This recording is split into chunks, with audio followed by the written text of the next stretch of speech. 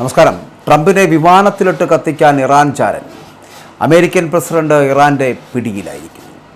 American അധിനിവേശത്തിന് കനത്ത തിരിച്ചടിയുമായിട്ട് Iran ഒരുമ്പിട്ടിറങ്ങിയിരിക്കുകയാണ്.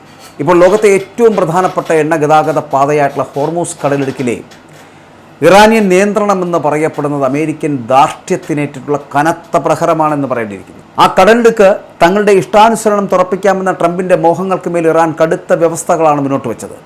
ഒരു തരത്തിലുള്ള ഭീഷണികൾക്കും വഴങ്ങില്ല എന്നും തങ്ങളുടെ പരമാധികാരം സംരക്ഷിക്കുവാൻ ഏതറ്റം വരെയും പോകുമെന്നും ഇറാൻ വ്യക്തമാക്കിയ സാഹചര്യത്തിൽ സ്വന്തം ജീവൻ വരെ അപകടത്തിലാണ് എന്ന് ട്രംപ് തിരിച്ചറിഞ്ഞിരിക്കുകയാണ്.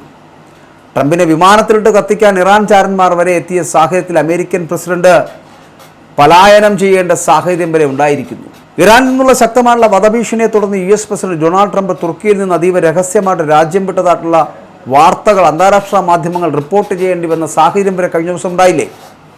തൻ്റെ ഔദ്യോഗിക വിമാനമായിട്ടുള്ള എയർഫോഴ്സ് 1 ഒരു ഡെക്കോയായി നിർത്തിയാണ് ട്രംപ് ഈ ചെറിയൊരു US സൈനിക വിമാനത്തിൽ UK യിലേക്ക് പറന്നു കളഞ്ഞതെന്നാണ് പറയപ്പെടുന്നത്. ക്യാമറകളെയും സുരക്ഷാ നിരീക്ഷണങ്ങളെയും കബളിപ്പിക്കുവാൻ അതീവ നാടകീയമായിട്ട് നീക്കങ്ങളാണ് തുർക്കിയിലെ ഇസ്താംബുൾ വിമാനത്താവളത്തിൽ അരങ്ങേറിയതും. ട്രംപ് എയർഫോഴ്സ് 1 കയറാൻ പോകുന്നുവെന്ന പ്രതീതി സൃഷ്ടിച്ച ശേഷം വിമാനത്താവളത്തിലെ കാറ്ററിംഗ് ട്രക്കിൻ്റെ മറവിലൂടെ അദ്ദേഹത്തെ രഹസ്യമായിട്ട് ചെറിയ വിമാനത്തിലേക്ക് മാറ്റുകയായിരുന്നു. ഇതൊക്കെ വാഷിംഗ്ടൺ പോസ്റ്റാണ് US ഉദ്യോഗസ്ഥരെ ഉദ്ധരിച്ചുകൊണ്ട് ഈ വാർത്തയൊക്കെ പുറത്തുവിട്ടിരിക്കുന്നത്. ഇറാൻ്റെ ഉന്നത കമാൻഡർ ഖാസിം സുലൈമാനിയുടെ വധത്തിന് പ്രതികാരമായിട്ട് ട്രംപിനെ വധിക്കാൻ ഇറാൻ പദ്ധതിയിടുന്നതായിട്ട് US രഹസ്യാന്വേഷണ വിഭാഗത്തിന് ശക്തമായിട്ടുള്ള മുന്നറിയിപ്പ് ലഭിച്ചിരുന്നു. ഔദ്യോഗിക ബോയിങ് 747 വിമാനത്തിന് നേരെ വ്യോമാക്രമണത്തിന് സാധ്യതയുണ്ട് എന്ന റിപ്പോർട്ടുകളെ തുടർന്നാണ് അവസാന നിമിഷം സുരക്ഷാ ഏജൻസികൾ ഈ തന്ത്രം തന്നെ പ്രയോഗിച്ചതും. അതായത് തുർക്കിയിൽ നിന്ന് സുരക്ഷിതമായിട്ട് ലണ്ടനിലെത്തിയ ശേഷമാണ് ഈ വൻ സുരക്ഷാ നീക്കത്തിൻ്റെ വിവരങ്ങൾ പോലും പുറം ലോകമറിഞ്ഞത്. അപ്പോൾ പശ്ചിമേഷ്യയിൽ തങ്ങളുടെ ആധിപത്യം ഉറപ്പിക്കുവാൻ പതിറ്റാണ്ടുകളായിട്ട് ശ്രമിക്കുന്ന അമേരിക്കൻ ഭരണകൂടം ഇന്ന് സമാനതകളില്ലാത്ത ഒരു പ്രതിസന്ധിയിലൂടെ കടന്നു പോകുമ്പോഴാണ് അമേരിക്കൻ പ്രസിഡന്റിനെ ഏത് നിമിഷം വേണമെങ്കിലും കത്തിച്ചു ചാമ്പലാക്കാൻ പോരുന്ന തരത്തിലുള്ള ഇറാനിയൻ ചാരന്മാർ ട്രംപിനെ തപ്പി ഇറങ്ങുന്നത്. ട്രംപ് അതിൻ്റെ ഭയത്താൽ തൻ്റെ ഔദ്യോഗിക വിമാനം പോലും ഉപേക്ഷിച്ച് മറ്റ് ചെറു വിമാനങ്ങൾ കയറി രക്ഷപ്പെടേണ്ടി വരുന്നു, അല്ലെങ്കിൽ ജീവൻ രക്ഷിക്കേണ്ടി വരുന്ന ഒരു സാഹചര്യത്തിലേക്ക് എത്തിയിരിക്കുന്നു. എത്ര ഗതികേടാണ് ഒരു വലിയ രാജ്യത്തിൻ്റെ, അതായത് ലോകത്തെ മുഴുവൻ നയിക്കുന്നു എന്ന് പറയപ്പെടുന്ന അമേരിക്കൻ പ്രസിഡന്റ് ഒരു ഗതികേട്. ഇറാനുമായിട്ടുള്ള യുദ്ധവും സംഘർഷങ്ങളും ഒക്കെ തങ്ങൾക്ക് അനുകൂലമായി തിരിക്കാൻ ശ്രമിച്ച അമേരിക്കൻ പ്രസിഡന്റ് ഡൊണാൾഡ് ട്രംപ് ഒടുവിൽ ഈ അതിരൂക്ഷമായിട്ടുള്ള ഭൗമരാഷ്ട്രീയ സാഹചര്യത്തെ കേവലം ഒരു ചെസ് ബോർഡിനോട് ഉപമിച്ചുകൊണ്ട് എന്ന് വിശേഷിപ്പിച്ചുകൊണ്ട്, അല്ലെങ്കിൽ അതിൻ്റെ ചതുരംഗക്കളി എന്ന് വിശേഷിപ്പിച്ചുകൊണ്ട് ലഘൂകരിക്കാൻ ശ്രമിക്കുകയാണ്. എന്നാൽ യാഥാർത്ഥ്യം എന്ന് പറയപ്പെടുന്ന ഒരിക്കലും അത് തന്നെയല്ല എന്ന് പറയട്ടെ.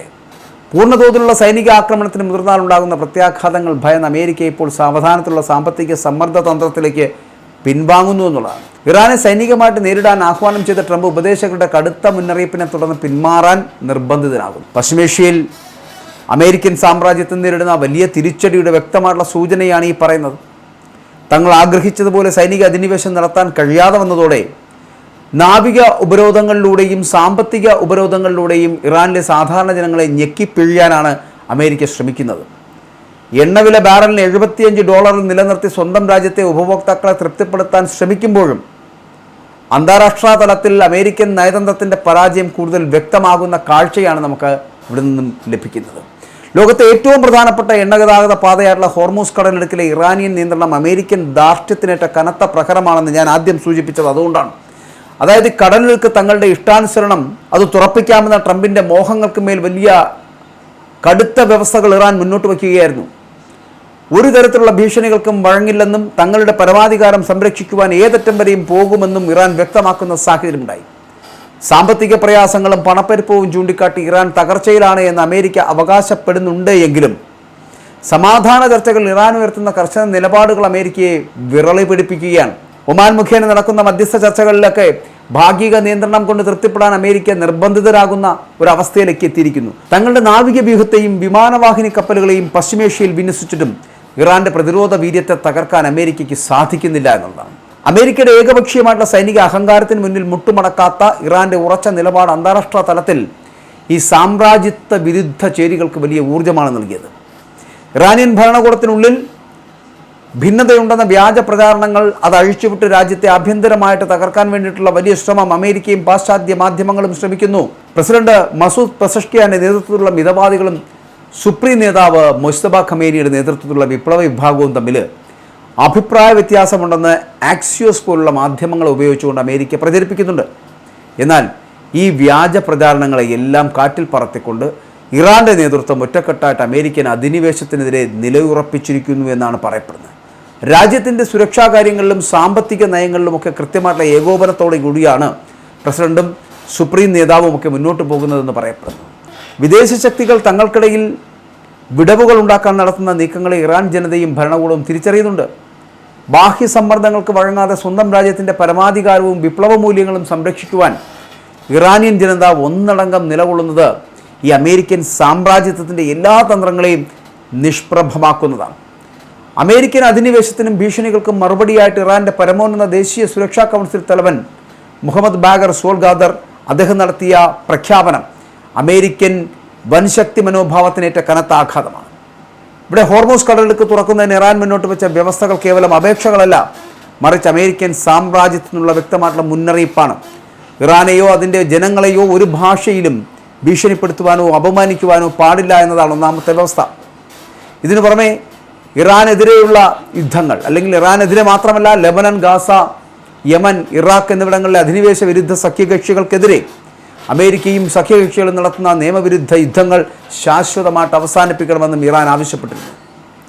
പശ്ചിമേഷ്യയെ തങ്ങളുടെ സൈനിക താവളമാക്കാൻ ശ്രമിക്കുന്ന അമേരിക്ക പ്രദേശത്ത് നിന്നും തങ്ങളുടെ സൈനികമായിട്ടുള്ള ശക്തിയെ പൂർണ്ണമായിട്ട് പിൻവലിക്കണമെന്ന് സോൾഗാദർ അടക്കം വ്യക്തമാക്കുകയും ചെയ്തു. പതിറ്റാണ്ടുകളായി തങ്ങൾ ചുമത്തിയ നിയമവിരുദ്ധ ഉപരോധങ്ങൾ കാരണം ഇറാൻ ഉണ്ടായിട്ടുള്ള ശതകോടികളുടെ നഷ്ടപരിഹാരം പൂർണ്ണമായിട്ട് നൽകണമെന്നും വിദേശ ബാങ്കുകളിൽ അമേരിക്ക മരവിപ്പിച്ചു വച്ചിരിക്കുന്ന ഇറാൻ്റെ മുഴുവൻ ഫണ്ടുകളും ഉടനടി വിട്ടുകിട്ടണമെന്നും ഇറാൻ ശക്തമായിട്ട് ആവശ്യപ്പെടുകയും ചെയ്തു. അങ്ങനെ പശ്ചാത്തല സൗകര്യങ്ങളും സമ്പദ് വ്യവസ്ഥയും തകർത്ത അമേരിക്കൻ നടപടികൾക്ക് അർഹമായിട്ടുള്ള നഷ്ടപരിഹാരം ഈടാക്കുക എന്നത് ഇറാൻ്റെ നിയമപരമായിട്ടുള്ള അവകാശമാണെന്ന് പറയട്ടെ.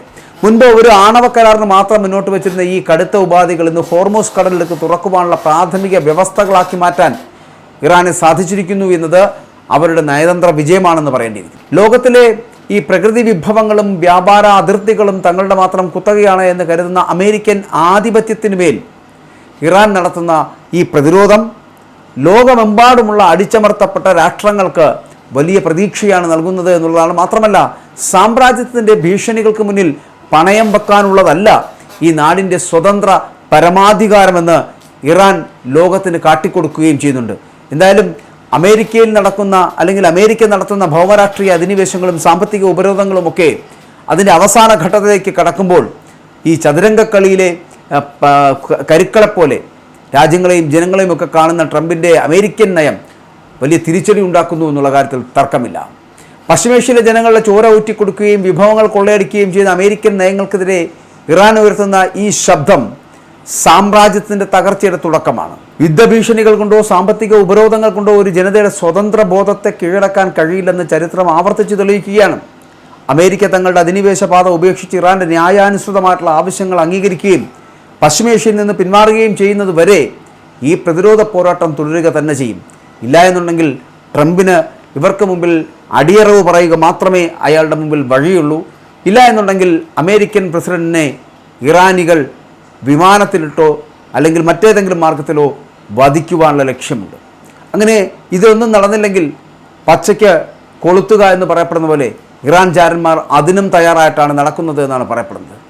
ഏതു വിധേനയും അമേരിക്കൻ പ്രസിഡന്റിനെ ഇറാൻ്റെ പിടിയിലാക്കുക എന്നുള്ളത് അവരുടെ ലക്ഷ്യമാണ്.